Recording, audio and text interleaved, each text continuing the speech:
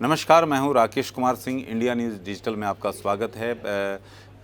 इस वीडियो में बात करेंगे कि किस तरह से एनसीआर जो है गैस का चेंबर बनता जा रहा है और इस वीडियो में इसकी चर्चा करना इसलिए ज़रूरी है क्योंकि ये हमसे आपसे जो दिल्ली एनसीआर के लोग हैं जो कि यहाँ पर रह रहे हैं उनसे जुड़ी हुई खबर है और जो वस्तु स्थिति है काफ़ी भयावह है। और जैसे जैसे सर्दी बढ़ रही है दिल्ली एनसीआर जो है लगातार यहाँ पर पोल्यूशन लगातार बढ़ता जा रहा है। AQI जो है वो एयर क्वालिटी इंडेक्स लगातार बढ़ता जा रहा है। रविवार को राजधानी और इसके आसपास के इलाके को स्मॉग ने अपने आगोश में ले लिया और एयर क्वालिटी इंडेक्स जो कि AQI के रूप में जाना जाता है इस मौसम में पहली बार 300 पार किया है और एक दिन पहले 248 के स्तर से बढ़कर ये 313 तक पहुंच गया था।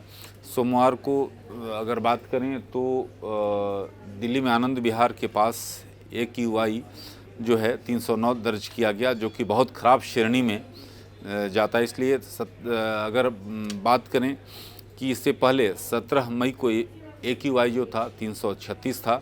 मानसून में अच्छी बारिश की वजह से कई महीनों तक हवा की गुणवत्ता जो थी दिल्ली NCR की वो अच्छी रही, लेकिन ठंड बढ़ने के साथ धुएं और धुंध ने दिल्ली NCR में काला कर दिया है। और जिस तरह से पराली जो जलाई जाती है ख़ास तौर पर बात करें पंजाब से, तो वहाँ का भी असर जो कि जो वैज्ञानिक है उसका मान रहे हैं कि इसका भी कारण रहा है।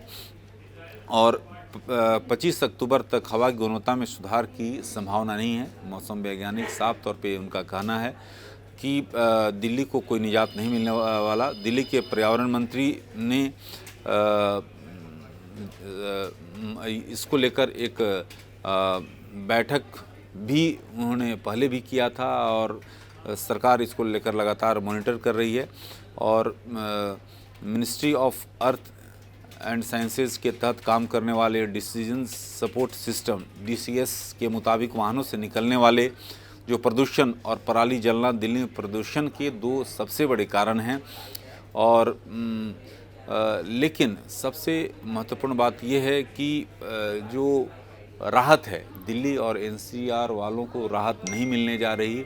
जो डीजल से जो डीजल गाड़ियां हैं उससे निकलने वाले धुएं की बात हो या पराली, एक बड़ी समस्या है। आखिरकार इससे किस तरह से निजात पाई जाए, ये सबसे बड़ी समस्या है। और दिल्ली में आप साफ तौर पर अनुभव कर सकते हैं कि हवा की गति कम है, तो ऐसी स्थिति में जो दिल्ली NCR रीजन है वो गैस का चेंबर बना हुआ है। और अगर हवा तेज़ रहती तो जो जिस तरह से पॉल्यूशन है वो यहाँ से निकल सकता था, लेकिन जो वस्तु स्थिति है हवा की गति कम होने की वजह से प्रदूषक तत्वों को बाहर निकलने का मौका नहीं मिल रहा है। और धान की फसल कटने के साथ ही अगले कुछ दिनों में पराली जलाए जाने की घटनाओं में और वृद्धि हो सकती है, जिससे स्थिति और बिगड़ सकती है। तो ऐसी स्थिति में दिवाली के आसपास आतिशबाजी का धुआं आग में घी का काम करता रहा है। हालांकि दिल्ली सरकार ने पटाखों पर बैन लगा दिया है, लेकिन प्रतिबंध लागू करना चुनौती रहा है।